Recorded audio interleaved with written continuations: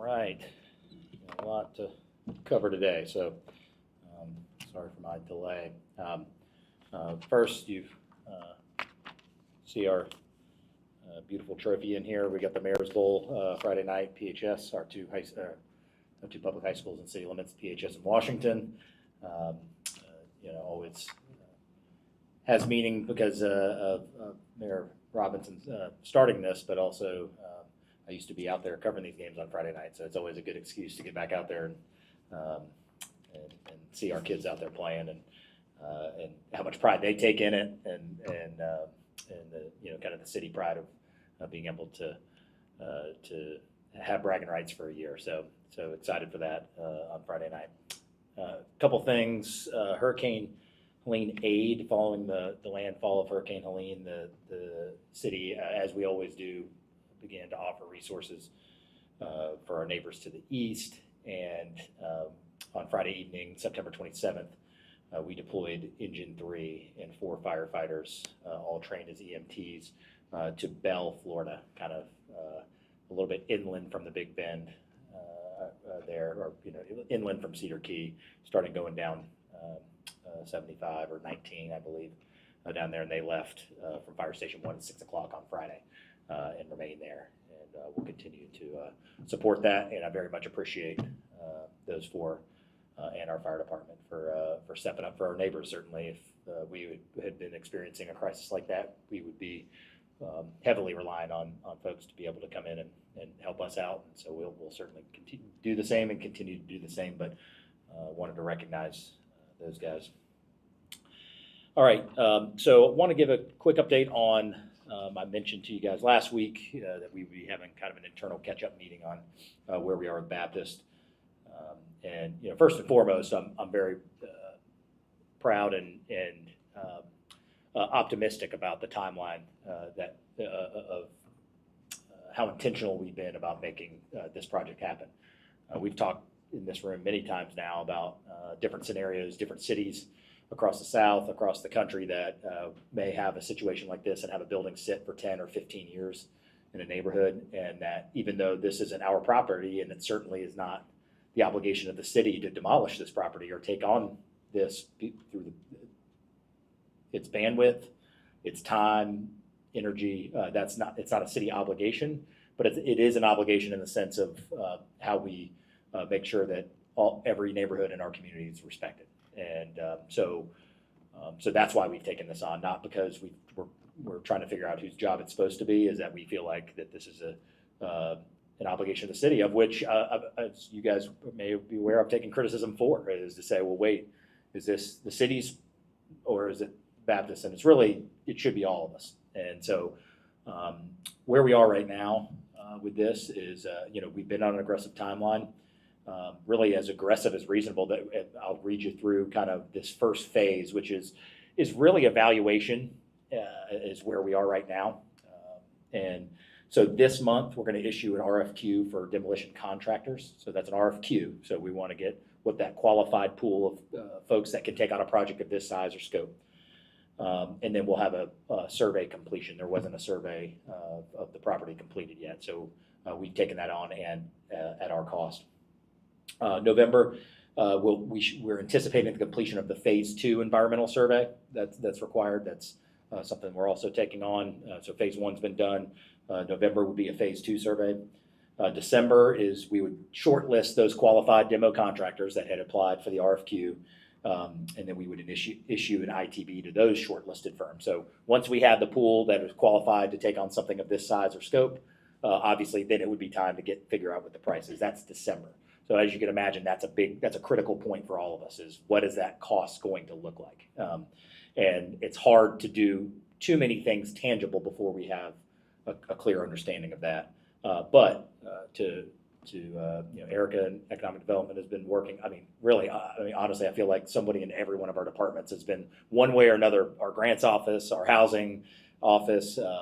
We've been meeting with PACES, those projects that have gotten the tax credits that are part of this. So there's lots of different moving parts to this, and that's why I'm so proud of the progress we've made and the intentionality of which we're trying to solve this issue. So we've expended about $335,000 so far as a city, with with no promises of anything, at this point. So it's not just me saying that we're getting after it. We're putting our money where our mouth is. So well over $300,000 into this right now as we sit here with some of the things that we're taking on, and that certainly doesn't count just labor and bandwidth in this building. If you were to start factoring that in, certainly it would be much higher. That's hard costs, sunk costs that we've got that we've spent so far. January, the bids would be due for demolition. And so that's probably the moment we would get that big question answered, which is what is the cost and do we have the funds to be able to take that down? And then what our goal in the February-March timeframe would be a donation agreement to council and potential closing on the property, and then the accepting of demo bids to council. Lots of questions will be out there about community engagement, and we're trying to time that correctly. And what we mean is, I think the community's been asked a lot about this project over the years, with good intentions, and we find ourselves kind of back going a different way, using a different strategy. Obviously, Baptists, as they've mentioned, they went out in the community and asked questions about what they'd like to see done at the property. Well, in this format, that dynamic has changed a little bit. If this is going to be city property, then the questions that are asked are going to probably be a little different. What the motivation of the city solely is going to be, how do we use this parcel to help solve what our community has told us in our strategic plan? How do we get more housing? So we're going to just be looking at it a little bit differently. So if there's anything to glean from the old reports and all that, certainly we'll do that. If we look like that's something that would be evergreen to something we would do, we absolutely would take a look at that. But the citizens should expect some engagement. I think we've shown that we're willing to up the ante in how we engage our community on lots of these projects, and we'll continue to do that. But we also don't want to do that too early. If this price comes in significantly higher than we have the funding for, we don't want to be another chapter in asking the community what they want at this project and then and something not getting across the finish line. So it's about timing it right. But my expectation is community engagement will be in full swing before before a bulldozer shows up, before a wrecking ball shows up, before anything like that. Even though the actual end product will still be many months and years beyond that. If I lived in the neighborhood, I wouldn't want to see activity there tangibly without feeling like that process of engagement has started. So obviously we're going to play through this timeline and how, and hopefully we hit all of these marks. I know our team is, there could be bumps on the road. There seems to always be on big projects like this. So these are our goals. Obviously, how long it takes demo contractors to respond, how long, there's other things that are out of our control. But that's why I say this is as aggressive as reasonable. If we tried to shave another month off of this, then we're setting ourselves up to be delayed by a month. This is probably as aggressive as we can be. We know there's lots of interested parties that have helped support this, our state legislature, our county. There's lots of people with eyes on this. We will continue to narrate to them personally as well, our state representatives, our state senator, our council members, our county commission members. We will, as we continue to get more information, we're actually in the process of setting that up now too, is to be able to get them a briefing, these folks that have helped, put these dollars together, and get them a briefing and be able to ask any, questions about just the technical aspects of where we are. But that's where our timeline is right now, and happy to take any questions here in a minute. We just received news this morning. We've discovered a spike in bacteria levels at Bruce Beach. This is a separate issue, if you recall, from the 2023. Well, first of all, 2023 water testing at Bruce Beach was coming in consistently fine. So this is not there's a theory out there that this is a constant recurring issue. It had tested fine. Department of Health goes and does these tests. This is a new spike that we've seen in September. Our team, we took it a step further in the goal to be proactive, and let's figure out how we can be have the best positive impact environmentally. So if you recall, we've talked about these tests before. The DOH comes in, they test it for bacteria levels. You don't know if it's human. You don't know. It could be birds. It could be all sorts of things on the initial test. So we got additional testing, and that there's human bacteria levels that are higher than they're supposed to be. Then we went another step further and said, well, then in mid-September, I believe the 18th and the 23rd, we went and tested at the inlet. So lots of the tests happen at the beach, but when you think about Bruce Beach itself, the stormwater inlet that right there at Main Street, just right there, just south of Main Street, where that goes out into the bay, and the spikes were actually higher there. So I was just notified about this morning. I know, our team, we were made aware of it this past week. So I called Bruce Woody at ECUA this morning and discussed that with him. We have prioritized getting our team together, DEP and ECUA, to figure out. That is a stormwater inlet, which means it's a city stormwater inlet, but obviously when you see human bacteria counts that high, there's something afoul. And if you remember a year ago, last time we did source tracking, we were able to, along in partnership with ECUA and DEP, we were able to locate the source of which was under Garden Street. I think if you guys recall, right there at Garden and Spring. So we're going to go through the same process again and figure out where this is coming from. Obviously, this is not a bacteria count that should be seen in a stormwater inlet, it's certainly frustrating. We don't, and it's why it's taking a number one priority for us. So if our team doesn't already have meetings with all of those agencies for today, it will be happening as soon as possible. I'm also going to delay the opening of phase 2 of Bruce Beach because we don't open new things around here until we get things figured out and fixed. So I don't know how long that will take. I don't have any time frame on that yet. Certainly we're going to need all of those agencies to be able to meet first and understand that. And we'll see how that goes. But I don't feel good opening phase 2 of Bruce Beach as a higher priority than this. And so hopefully if we can get some clarity, certainly we'll open it. And it goes without saying, I certainly would appreciate you guys cascading this. There's absolutely no health concern or issue for anything on land. There's phase 1 will remain open at this point. There has been swim notices out there, I believe, since September 9th because of the testing. So there's no real new action that's going to take place out there. But as I said, if we're trying to fix the things that we have and before we open new things. And so we're going to figure out and at least have a good roadmap of where we're going. And hopefully that won't take too long. And then we'll turn our focus to the exciting day of being able to open phase 2. But zero impact on the use of the park currently. And again, this is an area that's been consistently tested. And you can look at it, it's public record. Department of Health tracks these things. And this is a spike that we've just seen recently.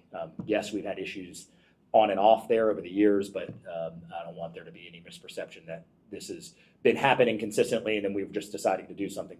We're deciding to do something the second we see that this is an issue, and especially that the fact that it's coming from, that we've confirmed that it's human bacteria and it's coming from the stormwater inlet means that something must be done. So I know our staff is reaching out to some of the ECUA board members, and again, I talked to Bruce personally today and told him we'll be working with him urgently to be able to see what's going on there. A&P Mechanic School, certainly congratulations due to Pensacola State College for FAA, I know, signed off on the A&P Mechanics program. They've been a great partner with us. I know I've got a meeting with them kind of working through some of the logistical details on the lease itself.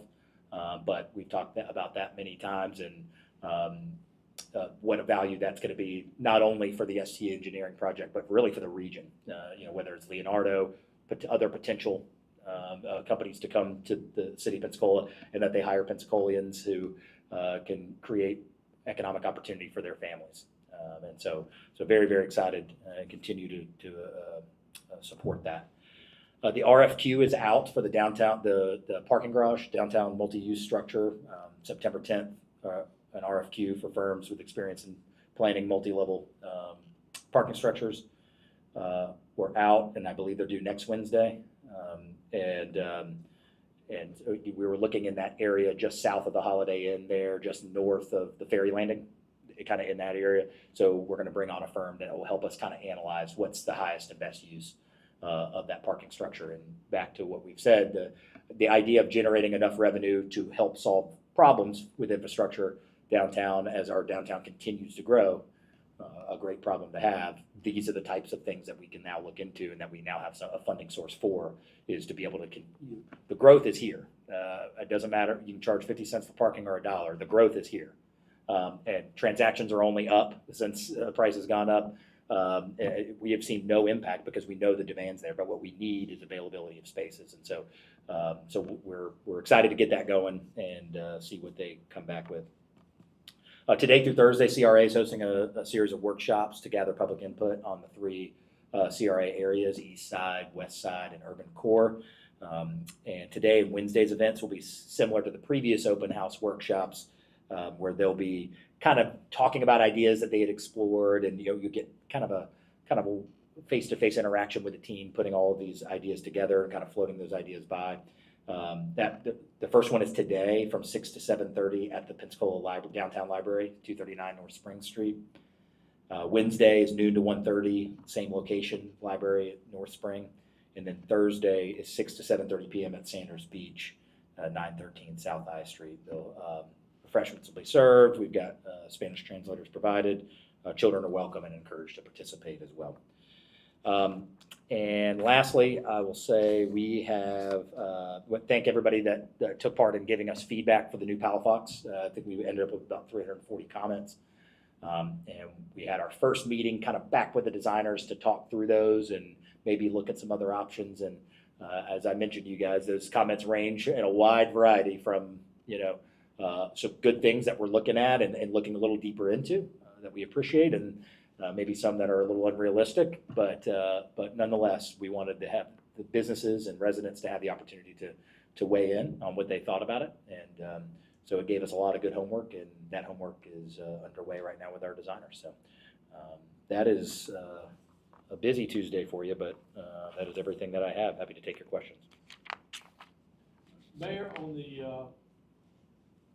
the Baptist property, yeah, is the state funding being used to reimburse the city for those expenses? Not at this time. Now, if there's the mechanism to do so, I couldn't confirm at a later date. But as a matter of fact, we just accepted we just got the paperwork in the last, I'm going to guess here, 60 days to even accept the $7 million. So that's why I'm proud of the team that we have. Is we went ahead and we rolled the dice in terms of what we want to be as aggressive as possible in getting this done. So we went ahead and solicited for a demo consultant and all of that.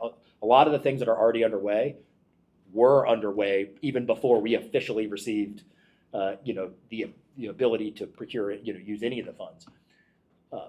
As it pertains to a lot of the funding mechanisms, it's going to require that the city control the property. Right. So the answer in the short term is no. Now, whether those expenses could be later, reimbursed, I don't know, but that's a secondary concern for me right now. My goal is to get this, move forward as quickly as possible, and that's certainly why we're looking in that February, March timeframe to have this donation agreement. Those conversations, lots of those details we gave, can still be moving all at once. It's right. So obviously our attorneys and their attorneys are having conversations about the donation agreement in general. It's not as if we aren't going to discuss it at all until that point. So we're just trying to find that correct, path forward. But do you think the timing will be with getting the bids back, timing to go back to the legislature for additional funds? It comes out of yeah, I would hope so.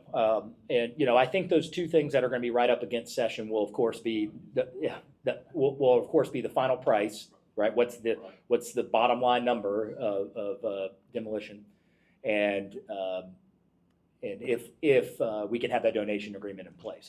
So our goal is to have both of those done before session, and not because we think they absolutely have to be, but just strategically speaking, if that is the case, if we're talking about, but it's just so early to speculate. Does it come back at $1 million over, or 10 million over, or 5 million under, or, and so what we all need, Baptist Hospital, our community, the city of Pensacola, state legislature, the county, we all need clarity on what is the price tag here.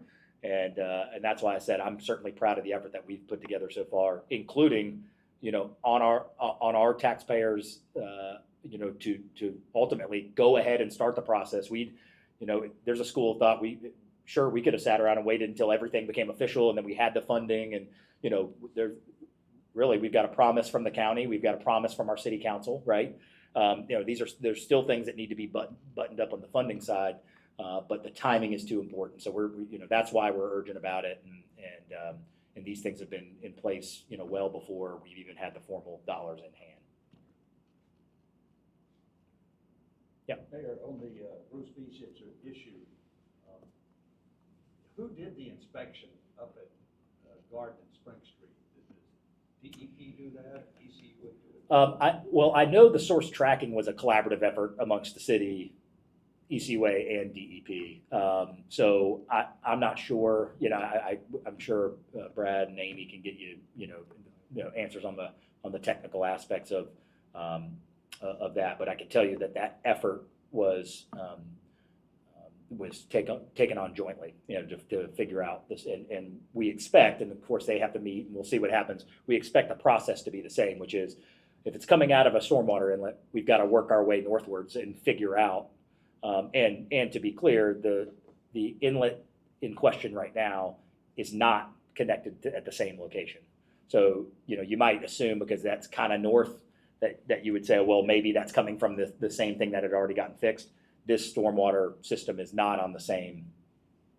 This is going to be a separate issue. It might be some. Is the inlet right there by Baskerville Donovan? Yes. Okay. All right. Yep. Excuse me, That's I'm right. sorry. Yep. No, you're fine. So, Mayor, on the previous, these are, like you said, these are well-known issues that have been with us for quite some time. Sanders Beach periodically spikes as well. And the conventional wisdom from ECUA has always been, it's the sewer laterals. It's the private property owners' sewer laterals. And they have to fix it. The property owners have to fix it. This seems to be like the problem that's never going to end. A lot of people aren't willing to come up with the $2,000 or the financing. Does this beg for a bigger solution? Now that you've got all this infill going on in these areas, Yeah. This is just it's keep beating your head against the wall and pointing your finger at the property owners. Yeah. Well, first of all, I'm not. I'm going to say, yeah. And I want to preface by, I don't want to speculate and guarantee that this issue that we're talking about today is certainly from sewer laterals. I understand what you're saying. There's this bigger conversation about who the property owner owns the lateral, and when a tree root grows through it, who's responsible for it, and there's bigger questions, and certainly. So to answer the second part of your question, sure, I think that it does beg a bigger conversation, and there's and ECUA and I have had very high level conversations just about the issue, and so I'm certainly willing to engage in those philosophically. I just want to delineate that from our goal with what's happening today, and what I've reported to you today is find where the problem is. If that's a cross connection, if that's a lateral, if that's hopefully my number 1, 2, and 3 goal right now is to get to the bottom of what's happening in our downtown and what's affecting the water, as it would be anywhere at Sanders Beach or anywhere else. It requires collaboration and partnership, and certainly Bruce conveyed that as well. I expect ECUA is going to step up pretty quickly, and DEP to be able to go figure this out. But I appreciate our team taking the extra steps. We didn't just take a Department of Health test and say, well, it's ambiguous, maybe it is, maybe it isn't. Maybe that's the easier thing to do. But what we want is people to be safe when they're in the water. We want the environment of our downtown to be good. And so I'd rather come deliver news like this today because we went and tested it and figured out what happened than I would to find out someone got sick or, or we didn't test often enough. And again, DOH has been testing out there as they do with the Healthy Beaches Initiative. They've been out there testing, and you can look at those, but the increased level of testing and then going into the inlet were proactive steps that we took to say, well, if we've seen this spike, let's figure out, what's that extra layer of trying to find out more information. So, again, not news that's very fun to talk about, but it's the right thing to do, and we're gonna jump on it and solve it as quickly as we can. Follow up. Yeah. The Bruce Beach master plan, such as it is, describes potential and future water activities. Paddle boarding and those kind of activities were always mentioned, and you built them in over there.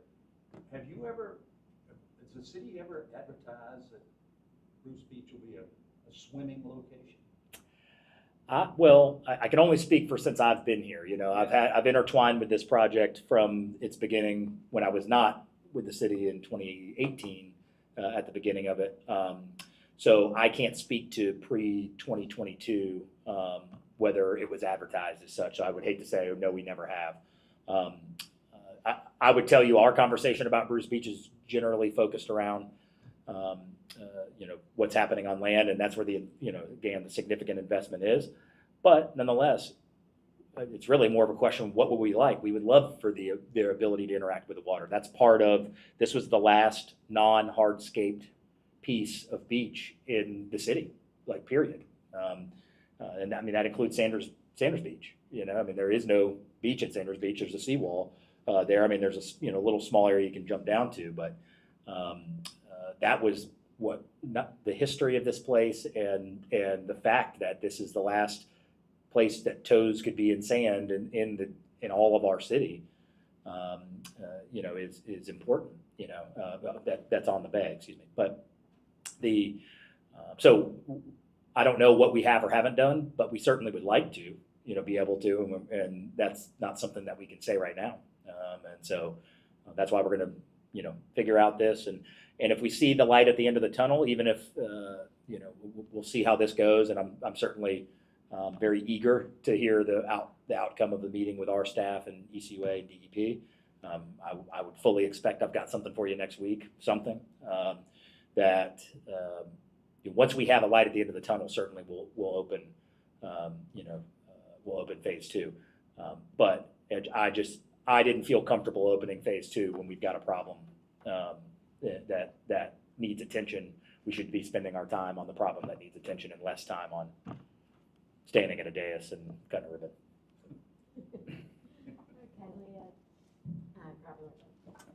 If we could take a couple minutes, I wanted to follow up a little bit on our conversation from last week. It's October 1st, pardon my graveliness. And as a coworker pointed out, the same homeless person was sleeping on the same bus bench that they were on September 30th. That's a county one, actually, I think. And we're going to ask the county the same question today. We got some great specifics last week, and maybe I needed to be backing off and be a little more global first. So if I'm understanding the statute correctly, and it's brought to our attention that maybe we weren't, cities and counties have the option, right, to designate a place. They're not required to. But if they do designate such a place, then the requirements come in for security, et cetera. Is that your understanding? Well, my understanding is the ordinances that we have going in front of council, which would have already, of course, gone in front of council without the weather issue and the closure on Thursday. So, of course, they'll go on the 10th, are in full alignment of the state statute. So what I can say is there are misperceptions out there. For example, that it lists in the statute that businesses can sue the city after, and the truth is the city has 5 days to cure, and certainly that what I believe that statute is really targeting is large encampments in probably larger cities where it would take more than 5 days to cure. Someone that was sleeping outside of a downtown business won't take 5 days to cure. That we can send folks out there and send our community response team, see if we can help with resources, and but then still be able to follow the statute. So there's some misperceptions out there. In terms of what choice we had, I'm not clear, and maybe I'm not understanding your question, but that I've not presented that there's choices to be Now, made. I think we've been reporting, as have entities across the state, Mhm. that cities and counties would be required to set up a place where homeless Oh, people can correct. sleep. Oh, I see. And I see. if I'm understanding our misperception correctly, it's not that you have to, it's that a city or county could choose to set aside a piece of public property, for example, could choose to do so, and then would be required. So I guess I see. the bigger global question is, has there been any discussion at the city level, and we'll ask the county the same thing, of literally setting aside a piece of property where there could be an encampment? What's been the conversation?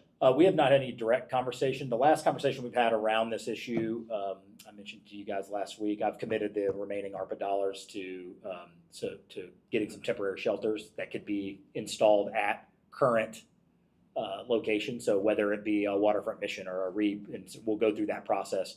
But we're going to encumber the funds that will allow us to have those units that create supply, right? That create some room to get people off of the street. So what's the goal of what you just described? The goal is that, okay, well, if we're going to start having more rigid rules around camping in public, it's certainly understandable. Again, I know every side of this issue, from my upbringing to being a downtown business owner. I certainly understand every side of this. So if we're going to have more rigid rules, do we have an outlet of which to, if we're going to say you can't camp here, do we have somewhere to take you? That's the general idea. So how I'm solving that issue quickly, not a year or 2 years, is to say we are investing $1 million into semi-permanent structures that our current users will be able to utilize on property that they own. And so, if you read that even closer, I believe there's language in there that says that any property that you would designate for that, city or county, can't devalue property, surrounding property. That's going to be a pretty difficult lift in the city of Pensacola. So, I think if that conversation was going to happen, it would almost, by the way I read it, would almost have to happen in the county.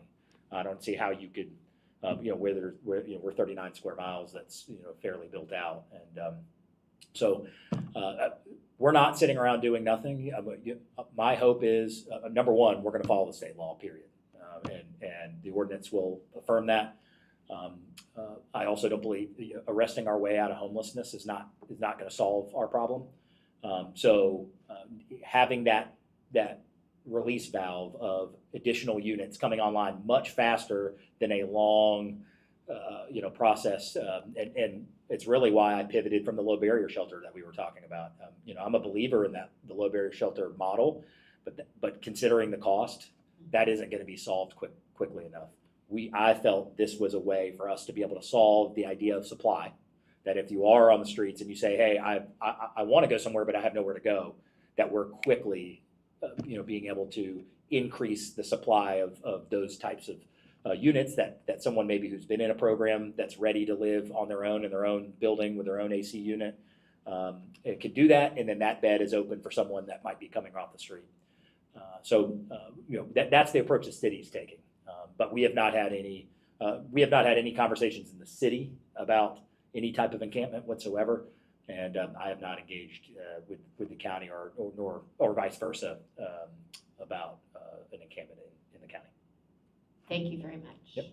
How soon would we see those units put into place? It's a good question. So our process right now, obviously, goal number one is get these funds encumbered before December 31st. It's going to be ARPA federal funds that we're using for it. I'm asking the Homeless Reduction Task Force to ultimately put together kind of a survey of interest, because there's lots of factors. How much property do you have?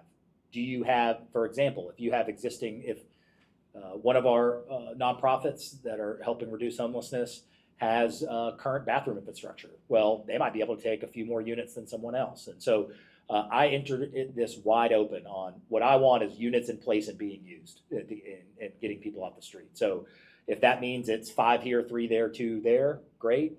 If there's 2 locations that can take 20 and that's how we do it, great. And so, but I'm going to let our nonprofit resources, who are the experts in this, and remember, they've got to have case management ability. They've got to have, you can't just have the unit. You've got to have the ability to service that unit, right? I mean, whoever's in there, to keep working with them, because the goal is not just to find the place, it's to get them out of that place and then into a home somewhere. So you can't just simply put them in a field somewhere and with no case management and expect that outcome.